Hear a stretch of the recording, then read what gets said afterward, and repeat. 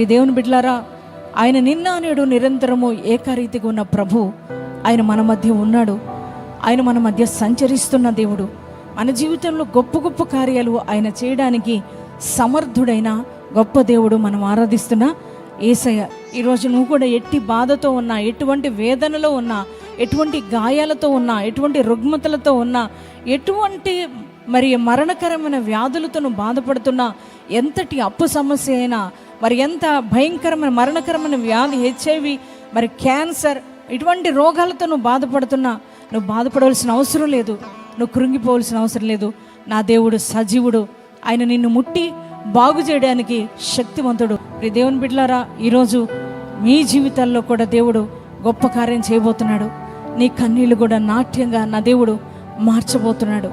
ఎన్ని సంవత్సరాలుగా బిడ్డలు లేక బాధపడుతున్నారో, ఎన్ని సంవత్సరాలుగా అవమానపరచబడుతున్నారో, ఎన్ని సంవత్సరాలుగా నిందించబడుతున్నారో, మరి ఎంతగా నువ్వు కన్నీరు గారుస్తున్నావో, ఒక్కదానివే మరి గదిలో కూర్చుని ఎంతగా ఏడుస్తున్నావో, ఎంత బాధపడుతున్నావో, ఎంత కన్నీరు గారుస్తున్నావో, అది యేసయ్యకు మాత్రమే తెలుసు. నీ దుఃఖం దేవుడు సంతోషంగా మార్చబోతున్నాడు. నమ్ముతున్నావా? ఈ రోజున నీ స్థితిగతులన్నీ కూడా మారబోతున్నాయి. అయితే బిగ్గరగా ప్రభుకు స్తోత్రం చెప్తావా? హల్లెలూయా, హల్లెలూయా. అబ్బు బాధల్లో ఉన్న వారి వేదన దేవుడు కొట్టివైపోతున్నాడు. ఒక తల్లి అంట, చూడు, ఆమెకి కరువు ఉంది. ఆ కరువులో తనక చనిపోవాలనుకుంటుంది. ఆ రోజు వరకే పిండి ఉందంట. ఆ రోజు వరకే కొద్దిగా పిండి, కొంచెము నూనె ఉందంట ఆమె. ఎందుకంటే దేశమంతా కరువు ఉంది, ఆ ప్రాంతం అంతా కరువు వచ్చేసింది. ఆ కరువులో మరి భోజనం అనేది లేని పరిస్థితి, పంటలు లేని పరిస్థితి, ఏం చేయాలో అర్థం కాని పరిస్థితి. ఆ రోజు పుల్లలు ఏరుకుంటూ అనుకుంటుంది, ఈ రోజుతో నా పని అయిపోయింది. ఎందుకంటే కొంచెమే పిండి ఉంది, కొంచెమే నూనె ఉంది. నా కొడుకున్నాడు, నేనున్నాను. నా కొడుకు ఒక్కొక్క రొట్టె వస్తుంది, నాకు ఒక రొట్టె వస్తుంది. దీనితో నేను ఇది తినేసి ఇక నేను చనిపోవాలి, నా జీవితం చాలించాలి. చూడండి, తన జీవితంలో ఒక హోప్ అనేది లేదు, రేపు అనేది లేదు, ఆశ అనేది లేదు. ఎందుకనంటే భయంకరమైన కరువు తాండవిస్తుంది. ఆ ప్రాంతం అంతా, సారెపత అంతా కూడా భయంకరమైన కరువు తాండవిస్తుంది. ప్రియ దేవుని బిడ్డలారా, తను విధవరాలు, మరి యజమానులు లేని పరిస్థితి, తన ఇంట్లో ఏమీ లేని పరిస్థితి. ఆ కొంచెమునే, ఆ కొంచెము పిండే ఉంది. చాలా బాధపడుతూ కృంగిపోయి ఇక నేను చనిపోవాలి, ఇక నాకు బ్రతుకు మీద ఆశ లేదు, రేపు అనే హోప్ లేదు, ఒక నిరీక్షణ నాకు లేదు అని అనుకుంటున్న ఆ తల్లి కన్నీళ్లతో, దుఃఖంతో ఆ యొక్క సారెపతు ఆ ప్రాంతంలో కట్టెలు ఏరుకుంటుందంట. ప్రియ దేవుని బిడ్డలారా, నిజంగా చూడండి, మరి తనకు సహాయం చేసే వారెవరూ లేరండి. మరి తనకు యజమానుడు కూడా లేడండి. తనకి ఏ ఆధారము లేదండి, ఏ ఆస్తిపాస్తులు లేవండి. మరి ప్రియ దేవుని బిడ్డలారా, మరి తనకు ఒక నిరీక్షణ లేకుండా అయిపోయింది. అంటే నాకు రేపు అది ఉంది, దానివల్ల నేను జీవిస్తాను అనే హోప్ లేదు తనకి. కొంచెం పిండి, కొంచెం నూనె ఉంది.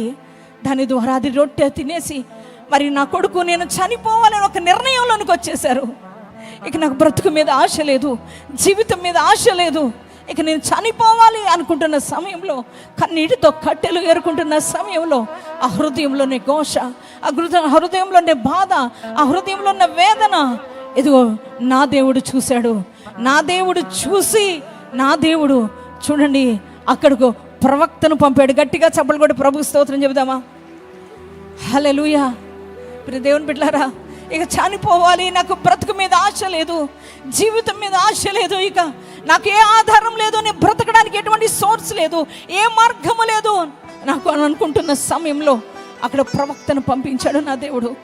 ప్రవక్తను పంపించి చనిపోవాలనుకుని అనుకున్న ఆ వ్యక్తి దగ్గరికి వెళ్ళి, ఆ ప్రవక్త వెళ్ళి అంటున్నాడు, అమ్మా నాకు ఒక రొట్టె ఇవ్వనంటే ఆ తల్లి అంటుంది, అయ్యా కొంచెము పిండే ఉంది, కొంచెము ఆయిల్ మాత్రమే ఉంది అయ్యా, ఆ దానితో నా కుమారుడు నేను చెరొక రొట్టె చేసుకుని తినేసి చనిపోవాలనుకుంటున్నాను.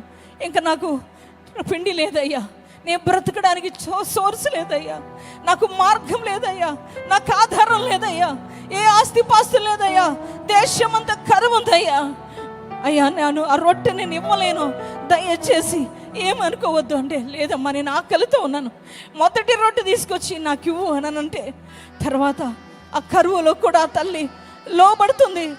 సేవకుడు ప్రవక్త వచ్చి అడుగుతున్నప్పుడు ఆ తల్లి ఆ యొక్క రొట్టెని తీసుకొచ్చి మరి ప్రవక్త తీసుకొని వచ్చింది. దేవుని బిడ్డలారా చూడండి, దేవుడు ఎంత గొప్ప దేవుడు అంటే, చనిపోవాలి అనుకున్న ఆ తల్లి మరి ఇక బ్రతుకు మీద ఆశ లేదని చెప్తుంది. దైవజనుడు అడిగితే చెప్తుంది, అయ్యా నా కుమారుడు నేను ఇదిగో ఈ రొట్టె తిని చనిపోవాలనుకుంటాను, ఎందుకంటే మాకు ఏ ఆధారం లేదని చెప్తుంది. అంటే బ్రతుకు మీద ఆశ లేదు, జీవితం మీద ఆశ లేదు, తనకంటూ ఆధారం ఏదీ లేదు. అటువంటి సమయంలో చూడు, దైవజనుడు ప్రవక్త మరి అడిగినప్పుడు రొట్టె నాకివ్వమని అన్నప్పుడు ఆ యొక్క లేమి పరిస్థితుల్లో కూడా దేవుని యొక్క మాటకు, సేవకుడి మాటకు విధేయత చూపుతూ గబగబా ఆ రొట్టెని చేసుకొని సేవకుడు తీసుకొచ్చి ఇచ్చిందంట. మరి దేవుని బిడ్డలారా, నా దేవుడు ఎంత గొప్ప దేవుడు అంటే, ఆ ప్రవక్త ద్వారా ఆమెను బ్రతికించాలని ఆశపడ్డాడు నా దేవుడు, ఆమెను జీవింప చేయాలని ఆశపడ్డాడు నా దేవుడు. బ్రతుకు మీద ఆశ లేని దానికి దేవుడు ఆశ కలిగిస్తున్నాడు. మరి దేవుని బిడ్డలారా చూడండి, ఆ ప్రవక్త చేతిలో అప్పం ఎప్పుడైతే పెట్టిందో ఆ దైవజనుడు ప్రవక్త చెప్తున్నాడు, ఇదిగో ఇప్పుడు నువ్వు చూడు నీ కుండలో పిండనంటే ఆ తల్లి ఆ రోజు నుంచి చూస్తే ఆ చెయ్యి పెట్టిన కొలది ఆ పిండె తరిగిపోలేదంట, ఆ ఆయిల్ తరిగిపోలేదు. గట్టిగా చప్పలు కొట్టి ప్రభుకు స్తోత్రం చెబుదామా. చూడండి, మరి దేశమంతా కరువుతో బాధపడుతున్నారు, దేశమంతా అట్టుడిగిపోతున్నారు కరువులో. కానీ ఆ తల్లి ఇంట్లో సమృద్ధి ఉంది. చనిపోవాలి, బ్రతుకు చాలించాలి, ఇక నాకు మార్గం లేదు అని అనుకున్న ఆ తల్లిని నా దేవుడు ఆశ లేని వ్యక్తికి తిరిగి ఆశలు పుట్టించాడు నా దేవుడు. బ్రతుకు మీద విరక్తి కలిగిన ఆ యొక్క తల్లి జీవితంలో దేవుడు మంచిగా బ్రతకడానికి మార్గాన్ని చూపించాడు. కరువులో కూడా దేవుని మాటకు విధేయత చూపడాన్ని బట్టి ఆ బిడ్డ జీవితాన్ని దేవుడు ఆశీర్వదించాడు, సమృద్ధిలోనికి నడిపించాడు. ప్రియ సహోదరి సహోదరుడు, హాస్పిటల్ చుట్టూ తిరిగి తిరిగి తిరిగి వేసారిపోయి ఉన్నావా? నాకు చనిపోవటమే మార్గం, ఇక నాకు బ్రతుకు మీద ఆశ లేదు అని అనుకుంటూ ఒకవేళ ఈరోజు దేవుడు నేను ఖచ్చితంగా దర్శించబోతున్నాడు. ఇదిగో సారేపాతు విధవరాలను చనిపోవాలి అనుకున్న ఆమెలోనికి ఆశలు ఎలా దేవుడు పుట్టించాడో, ఆమెకు మార్గాలు లేవు అనుకుంటున్న ఆమెకు, జీవించటానికి సోర్స్ లేదనుకుంటున్నా ఆమెకు దేవుడు ఎలా మార్గం రూట్ ఎలా చూపించాడో ఈ రోజున పరిశుద్ధాత్మ దేవుడు నీ జీవితంలో కూడా నూతనమైన మార్గాలు ఆయన తెరవబోతున్నాడు. ఈ యొక్క పరిస్థితుల్లో కూడా ఈరోజు దేవుడు నీతో ఏమైతే మాట్లాడుతున్నాడో ఆ మాటకు నువ్వు కూడా లోబడగలిగితే, నువ్వు కూడా విధేయత చూపగలిగితే నీ కోసం కూడా దేవుడు నూతనమైన డోర్స్ ఓపెన్ చేస్తాడు. దేవుడు ఈ రోజున నీ మధ్య కదలబోతున్నాడు. ఇదిగో ఆ సహోదరి అంటుంది చనిపోవాలని, కానీ ఆమె చనిపోవడం దేవుని చిత్తం కాదు. ఆమె బ్రతికి ఇదిగో గొప్ప సాక్షిగా మనందరి ఎదుట ఆ బిడ్డను దేవుడు ఉంచాడు. అదే రీతిగా నీ జీవితంలో కూడా గొప్ప కార్యం ఈ రోజున చేయబోతున్నాడు. నీ జీవితాన్ని కూడా మహిమకరంగా మార్చబోతున్నాడు. ఇక నాకు హోప్ లేదు, మరి నాకు హోప్లెస్ అనుకుంటున్నావేమో, నిరీక్షణ లేని పరిస్థితి, అన్ని మార్గాలు క్లోజ్ అయిపోయినాయి, నాకు నిరీక్షణ అనేది లేదయ్యా అనుకుంటూ ఈ తైలాభిషేక ఆరాధనకు నువ్వు వచ్చి ఉన్నావేమో. ప్రియ సహోదరి సహోదరుడా, ఈరోజు నా దేవుడు నీకు ఒక మార్గాన్ని తెరవబోతున్నాడు, నూతనమైన మార్గాలు తెరవబోతున్నాడు. ఆమె విశ్వాసాన్ని ప్రభు చూశారు, అందుకే మరలా తన జీవితంలో మరి నూతనమైన కార్యాన్ని చేశాడు. మరి 3.5 సంవత్సరాలు అద్భుతమైన రీతిగా ఆ బిడ్డను పోషించాడు. నీ జీవితంలో కూడా ఒక నిరీక్షణని కూడా కలుగు చేయబోతున్నాడు. నీ జీవిత పరిస్థితులన్నీ కూడా ఆయన మార్చబోతున్నాడు.